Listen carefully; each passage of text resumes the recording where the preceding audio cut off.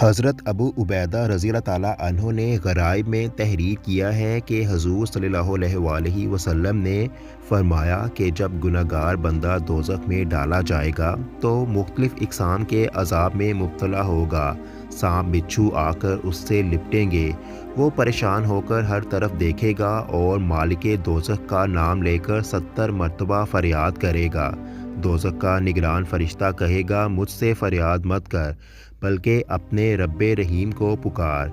गुनहगार बंदा ये सुनते ही या रहीम पुकारने लगेगा। अभी रहीम का मीम उसकी ज़ुबान से अदा भी ना होगा कि गैबी आवाज़ उसको सुनाई देगी, लब्बैक या अब्दी। ए मेरे बंदे, परेशान ना हो, मैं तेरी फरियाद रसी के लिए मौजूद हूँ। और वो बंदा इसी वक्त दोज़ख से निकल कर अल्लाह की रहमत से जन्नत में दाखिल हो जाएगा।